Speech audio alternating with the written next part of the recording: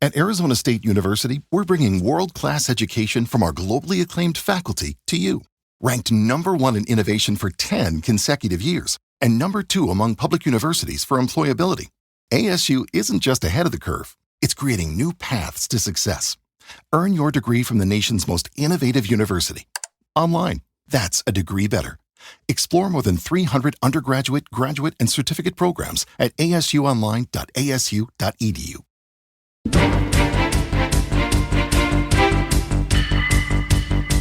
Mañanas en Libertad, con Luis del Pino. Hola, muy buenos días y cordial saludo para todos. Comenzamos con la información de este miércoles 9 de abril, contándoles que el ex vicepresidente del gobierno y fundador de Podemos, Pablo Iglesias, protagonizó un tenso enfrentamiento con el periodista Vito Quiles durante la presentación de su último libro en Madrid. Según muestran imágenes difundidas en redes sociales, Iglesias, visiblemente molesto por las preguntas del reportero, le arrebató el micrófono y lo arrojó al suelo. Más grande. ¿Qué le parece que le han denunciado por acoso laboral? Usted que venía a defender los derechos de los trabajadores. Creo que los fascistas sobráis aquí, que eres un provocador, Vito, y que no deberías estar. Y que gente como tú es basura y ojalá te echen de actos como estos. ¿Usted no cree en la libertad de prensa? No, mira, esto... Bueno.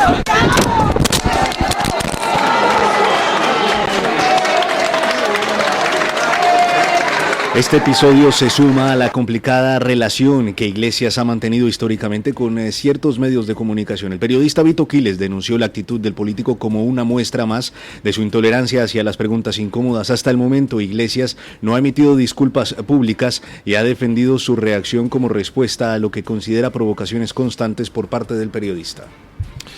Tengo que corregir a mi querido don Guillermo. No fue un tenso enfrentamiento.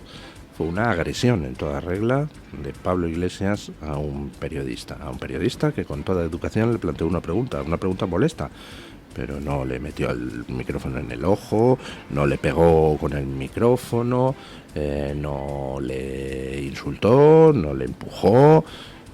Iglesias reaccionó insultándole y después quitándole el micrófono y tirándolo por ahí. Iglesias es un agresor. Iglesias es un agresor violento, como demostró ayer. Iglesias es un aprendiz de dictador que, si pudiera, pues utilizaría la fuerza pública para reprimir a todo aquel que no esté de acuerdo con él o que le haga preguntas incómodas. Iglesias es un totalitario. Es un totalitario repugnante que no duda en alinearse con todos los totalitarios repugnantes. Y es alguien que afortunadamente vivimos en una democracia y no puede dar rienda suelta a sus impulsos. Pero vamos, si no, iría pegando puñetazos a la gente por la calle, visto lo que hizo ayer. Resulta curioso que esta gente que tan de moda puso el periodismo de acoso, el ir ahí persiguiendo a políticos de derechas con el micrófono, les moleste tanto que les hagan a ellos preguntas incómodas. Bueno, no sé, chicos, vosotros inaugurasteis la moda, ¿no? Y por otro lado, pues mira, ¿qué quieres que te diga, machote? Estamos en una democracia y te tienes que aguantar si te hacen preguntas incómodas, si te las hacen con educación, claro, como se la hicieron ayer. Bueno, yo espero que el periodista y su medio denuncien a Pablo Iglesias. Creo que es intolerable que en un país democrático un político reaccione agrediendo a periodistas. Por cierto, ¿escuchan ustedes eso al fondo? No lo escuchan. Es el silencio de las asociaciones de periodistas ante la agresión a un periodista ayer. Bueno, se cumplió lo prometido. Trump dijo que daba 24 horas a China para retirar sus contraaranceles y que si no le subirían los aranceles otro 50%. Transcurrido el plazo, los aranceles a China han subido otro 50%. La administración Trump impondrá aranceles del 104% a todos los productos chinos a partir de hoy mismo, en una fuerte escalada de la guerra comercial entre ambas potencias. Esta decisión llega como respuesta a los gravámenes del 34% que Pekín aplicó a las importaciones estadounidenses tras el anuncio inicial de aranceles por parte de Washington. Tras el anuncio, la secretaria de prensa de la Casa Blanca, Caroline Leavitt, aseguró que el presidente Trump tiene una columna vertebral de acero y no se romperá esta misma. En el cruce de declaraciones, China ha respondido con contundencia a esta nueva medida, afirmando que luchará hasta el final si Estados Unidos se empeña en ir por mal camino y que presionar o amenazar a China no es la manera correcta de tratar con nosotros.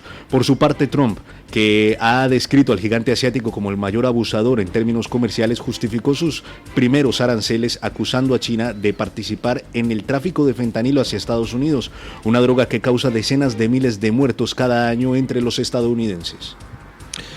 Bueno, pues ha habido además un cruce de declaraciones entre el ministro de Asuntos Exteriores chino y el vicepresidente Vance. Vance vino a hacer unas declaraciones donde resumía cuál es la situación con respecto a China en Estados Unidos, donde dice: nos dedicamos a pedir prestado dinero a los trabajadores chinos para luego comprar lo que los trabajadores chinos producen. Hace referencia a que China es uno de los países que más deuda americana adquiere.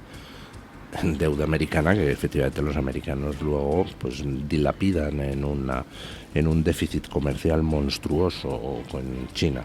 Y el ministro de Asuntos Exteriores chino contestó diciendo que eso era una falta de educación y una muestra de ignorancia por Vance hacer ese tipo de declaraciones. Y eso lo dice la misma China que está difundiendo memes ofensivos contra Estados Unidos por las redes. Bueno, Trump no habla humo de pajas. A alguien le podrá caer bien o le podrá caer mal, pero lo que dice lo lleva a efecto. Le dijo a China que no iba a tolerar ningún tipo de contratarifa de respuesta. China las puso, Trump le dio 24 horas para quitarlas, no las ha quitado, por tanto Trump sube otro 50% los aranceles a China. ¿Consecuencias que eso tiene? Pues ya les dije que ayer y antes de ayer, en contra de lo que decían los antitrampistas que están deseando a ver cómo se hunde la bolsa americana, pues resulta que la bolsa americana no se hundió para nada. El lunes cerró plana y ayer pues un poquito al alza. Hoy bajará la bolsa, dado que entra una nueva tanda de aranceles con China, lo que eleva el listón de la guerra comercial. ¿Cuánto bajará? Pues no lo sé. O a lo mejor no baja, o a lo mejor sube. En fin, la bolsa japonesa, por ejemplo, ayer, pues subió. Como ha habido acuerdo entre Japón y Estados Unidos para iniciar las negociaciones arancelarias, pues entonces se clarifica el panorama. No es el único acuerdo, el de Japón, de los que afectan al mercado asiático. También Trump acaba de anunciar que empiezan las negociaciones para el desarme arancelario, para el desarme del libre comercio, con otro país influyente en la zona, Corea del Sur. Donald Trump anunció que está cerca de alcanzar un gran acuerdo con Corea del Sur mientras mantiene firme su decisión de imponer aranceles globales que entrarán en vigor hoy mismo. En un mensaje en Truth Social, el presidente estadounidense reveló que conversó con el mandatario surcoreano sobre el tremendo e insostenible superávit comercial, tarifas, construcción naval y pagos por protección militar. Trump aseguró que su equipo está en un avión hacia Estados Unidos y las cosas pintan bien, refiriéndose a una visita del mandatario surcoreano a la Casa Blanca. En total, cerca de 70 países han contactado a Washington para tratar de aliviar los gravámenes. Bueno, como les decía, Trump ya ha iniciado las negociaciones con Japón, ha anunciado también ayer las negociaciones con Corea del Sur y por tanto se va despejando poco a poco el panorama. Como ya les dije en días anteriores, El tema arancelario de Trump no se puede contemplar solo desde el punto de vista económico. Esa parte es importante para Estados Unidos, tratar de equilibrar las balanzas, por supuesto, pero es secundaria. Lo importante es que es un órdago a los países del mundo. O estás con Estados Unidos o estás con China. Y uno tras otro, los países van dejando claro que están con Estados Unidos. ¿Qué importancia tiene eso? Pues al hilo de lo que hizo Trump ayer, que es cumplir su amenaza de subirle a China los aranceles otro 50%, pues ya se están empezando a producir movimientos. A partir de ahora, un producto chino costará el doble en Estados Unidos. ¿Qué está sucediendo con empresas que estaban fabricando en China? Pues que ya están anunciando que están estudiando llevarse la producción a otros sitios, por ejemplo, a India.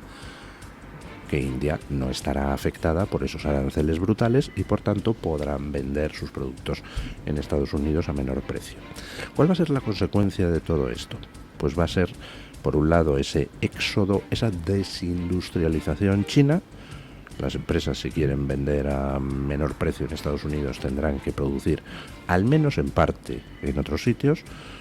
Y por otro lado, el tema de los aranceles, aunque los está negociando bilateralmente Estados Unidos con cada país, luego al final no son bilaterales, por la razón obvia de que existen las triangulaciones.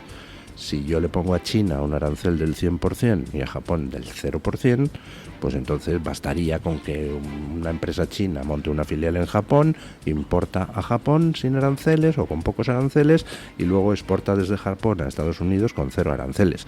Hombre, esa jugada es tan obvia que por supuesto que los acuerdos bilaterales que Estados Unidos firme con distintos países, por ejemplo Japón o Corea del Sur, incluirán que esos países tendrán posiblemente algún tipo de obligación de aplicar a China los mismos aranceles que esté aplicando Estados Unidos o meter algún otro tipo de barrera que impida las triangulaciones. ¿En qué se va a traducir eso? Pues en que China no solo va a tener mucho más difícil vender sus productos en Estados Unidos, es que va a tener mucho más difícil vender sus productos en todos los países que se alineen en esta guerra comercial con Estados Unidos. ¿Qué puede pasar ahí? Pues, hombre, puede pasar que China termine claudicando y diga, pues efectivamente, no puedo competir en una guerra arancelaria con Estados Unidos y con el resto del mundo. O puede ser que China huya hacia adelante. Recordemos que Xi Jinping dirige un partido, el Partido Comunista Chino, que no es precisamente muy amable con los caídos en desgracia y que no valora mucho la debilidad. Y pueden pasar dos cosas. A, que se imponga la sensatez dentro del Partido Comunista Chino y entonces Xi Jinping u otro que le suceda pues opte por renunciar a su estrategia expansionista comercial. O B, que se liquiden a Xi Jinping por débil y pongan a otro que le dé por huir hacia adelante con, por ejemplo, alguna amenaza bélica hacia Taiwán. O puede que el propio Xi Jinping, para cortar cualquier tipo de disidencia interna, le dé por huir hacia adelante con cualquier tipo de amenaza bélica a Taiwán. Y para eso, pues Estados Unidos se está preparando también. Ya les he dicho que tienen ustedes que analizar todo lo que está pasando desde que Trump ha llegado a la Casa Blanca, partiendo de una base, que es que estamos en guerra entre Estados Unidos y China, o mejor dicho, en guerra entre China y Occidente. Una guerra no declarada, pero que se lleva disputando hace mucho y donde Trump simplemente ha llegado a decir, hasta aquí, se acabó, seguir cediendo terreno a China. Si parten ustedes de esa base, todo lo que está haciendo Trump se entiende perfectamente, incluido lo que anunció ayer, que es que va a aumentar el presupuesto militar de Estados Unidos hasta $1 billón por año. Por comparación, nosotros hemos dicho en la Unión Europea que nos vamos a gastar 800.000 millones, me parece que es en 3 años o algo por el estilo. Bueno, pues Estados Unidos va a aumentar su presupuesto a $1 billón. Cifra que coincide, pues precisamente con ese déficit comercial que Estados Unidos tiene con el resto del mundo y que quiere que desaparezca. ¿Y por qué incrementa su presupuesto militar Estados Unidos y por qué lo anuncia ayer Trump? Pues muy sencillo, está haciendo un anuncio tipo Reagan. Está haciendo el anuncio de que si te pones chula, China, vamos a la carrera armamentística. Y en esa carrera armamentística te gano, igual que ganó en su día Reagan a la Unión Soviética. Les decía el otro día que no se preocupen ustedes mucho por esto de las bolsas. Las bolsas suben, bajan y bueno, mientras uno no vende, no pierde dinero ni gana dinero. No es la economía real.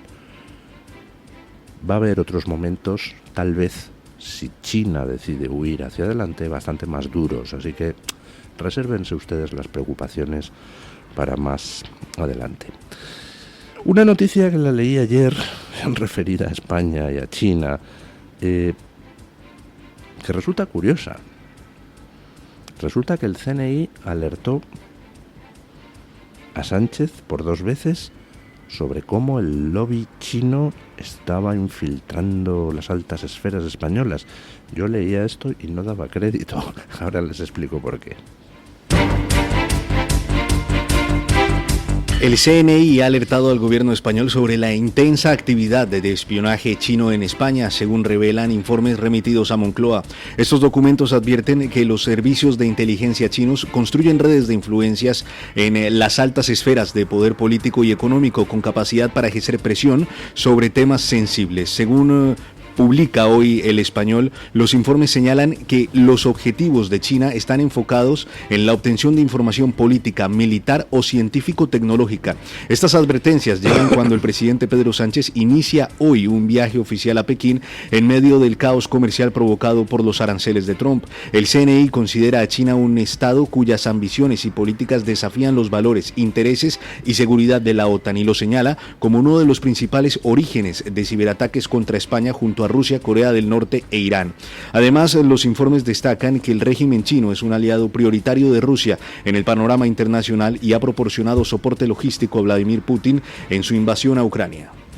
Luego hablaremos más de China y Ucrania porque llegaba ayer una noticia curiosa de boca del mismo Zelensky, pero luego hablamos de eso. Ahora hablemos del CNI. Yo leí esta noticia y de verdad no daba crédito. O sea que el CNI alertó a Pedro Sánchez por 2 veces de la infiltración de China en las altas esferas españolas. No sé, me imagino la escena. Llega el director o directora o lo que sea del CNI a Moncloa y dice: traigo aquí un informe confidencial. Hemos detectado que China se está infiltrando en las altas esferas españolas. Sánchez coge ese informe y dice: anda, no me digas. Oye, Álvarez, ¿tú qué opinas de esto?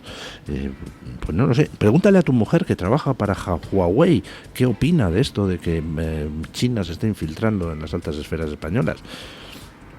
No, oye, pues es que mi mujer no quiere hacer declaraciones. Ah, pues espera. Oye, Pepiño, ¿tú qué opinas de que China esté infiltrándose en las altas esferas españolas? No sé. Si esto es cierto, es decir, si el CNI le dio 2 informes a Sánchez alertándole de la infiltración de China en las altas esferas, supongo que a Sánchez le entraría la risa, ¿no? Si tiene a su ministro de Asuntos Exteriores que está casado o emparejado con la que era vicepresidenta de Huawei en España o algo así.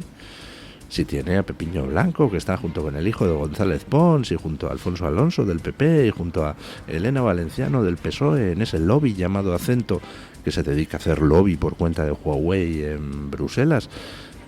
No sé, el CNI le alerta en serio a Pedro Sánchez de la infiltración de China en las altas esferas. Hombre, ¿qué quieren que les diga? Supongo que Sánchez no se sorprendería. Bueno, hoy va Sánchez a China.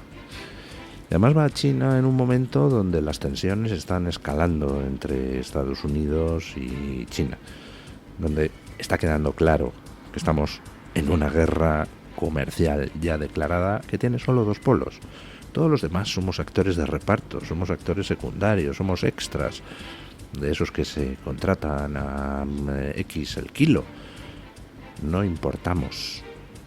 La guerra es Estados Unidos, China y todos los demás. Lo único que tenemos que hacer es decir en qué lado estamos. Y la Unión Europea ya ha dicho en qué lado está. Se ha revestido de dignidad y bueno, pero tenemos aquí preparadas las contramedidas. Si no se llega a un acuerdo, basura todo. La Unión Europea pues se ha decantado por el único lado de la trinchera por el que podía decantarse. Y a partir de ahora, pues China va a quedar cada vez más aislada comercial y políticamente en el mundo.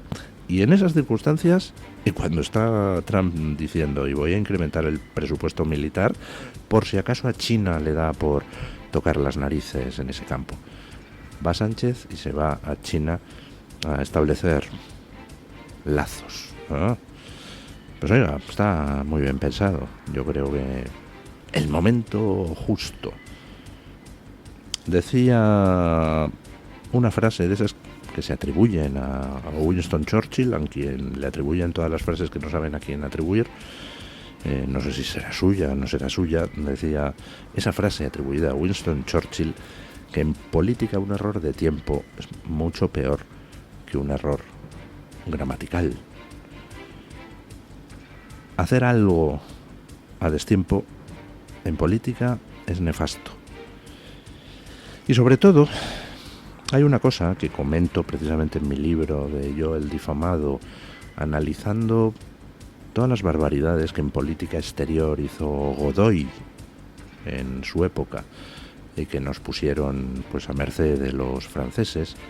Godoy hipotecó toda la política exterior española a sus intereses personales, como está haciendo Sánchez en estos momentos, pero comento cómo en el caso de Godoy a lo que era el sacrificar los intereses de la nación en favor de los suyos se unía una segunda característica, que era lo errático del asunto. Es decir, lo de estar con uno, pero mañana estar con el otro, y después pasarse al enemigo y amagar con volver a pasarse. Es decir, el estar dando bandazos. Eso en política exterior es brutalmente nefasto. Es lo peor que puedes hacer. Tú en política exterior puedes ser amigo de alguien o puedes ser enemigo de alguien.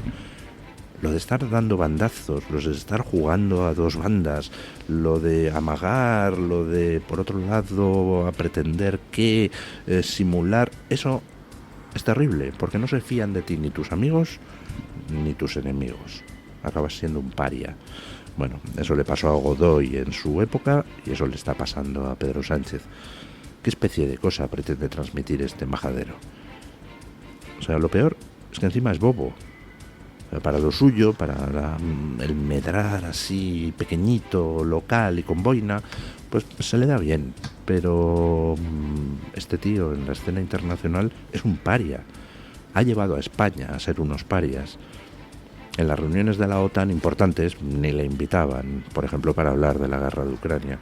¿Cómo van a invitar a un tío que tiene a comunistas en su gobierno?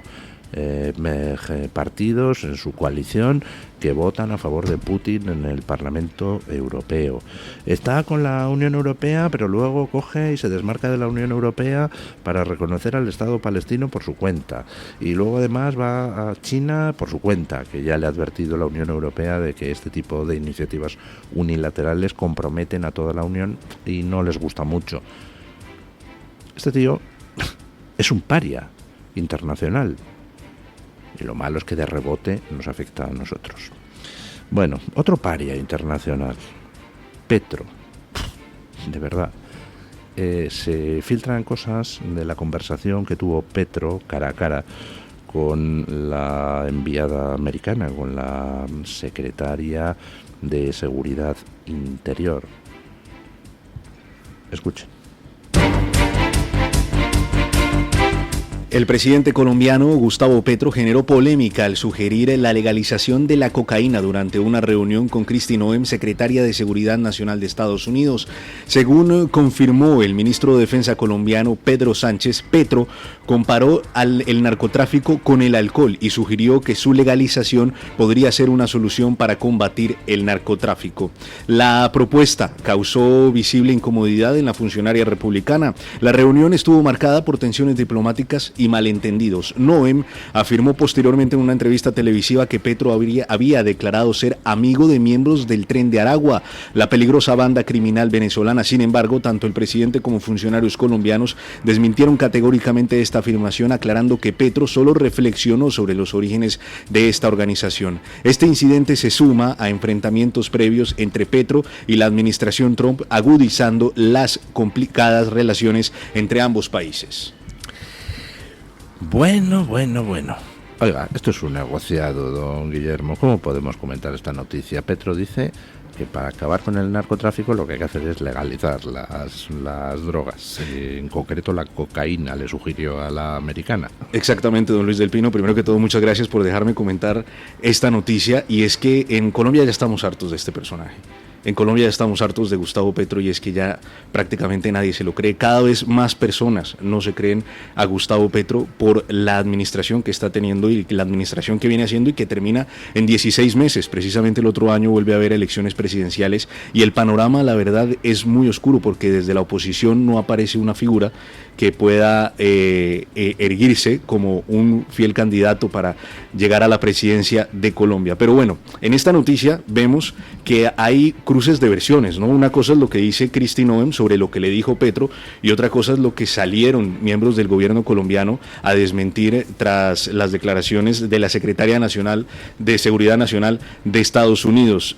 A mí me ponen a elegir a quién creerle.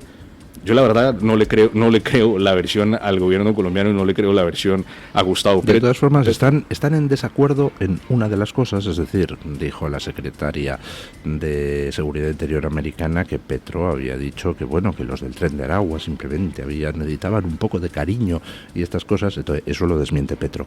Pero lo de que le pidió legalizar la cocaína no lo desmiente, al contrario, lo ha confirmado. Exactamente, y eso es parte de una de las luchas que viene teniendo Gustavo Petro últimamente. Y esta noticia yo creo que también hay que analizarla desde un punto de vista económico.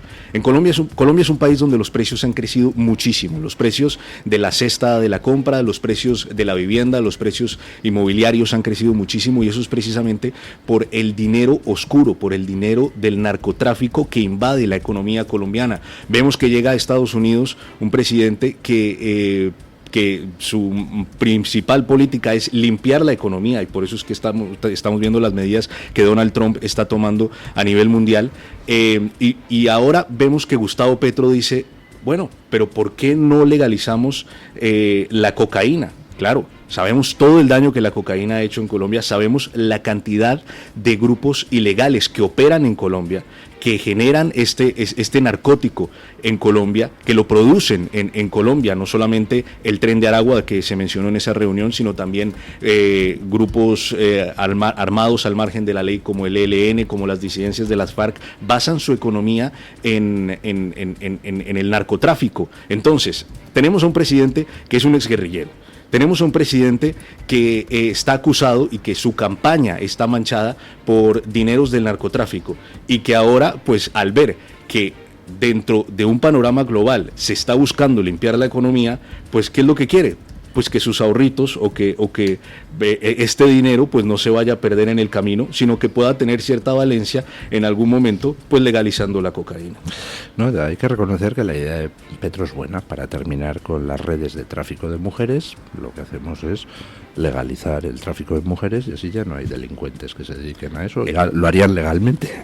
Es completamente en fin, absurdo. Bueno, y sobre lo de la amistad de Petro con el Tren de Aragua, simplemente hay que ver los datos y simplemente hay que ver lo que está sucediendo en Colombia, sobre todo en el Catatumbo, que ha sido una de las regiones más amenazadas por la operación de grupos al margen de la ley, y es que se le ha cedido terreno a la criminalidad. En Colombia el Tren de Aragua no es catalogado como un grupo terrorista como lo catalogó Donald Trump, sino como un grupo de crimen común, de criminalidad común generalizada. Bueno, ahí vemos de pronto, o sea, uno ve los actos y uno ve lo que dice, lo que desmiente el gobierno colombiano. Yo la verdad prefiero creerle a la emisaria estadounidense.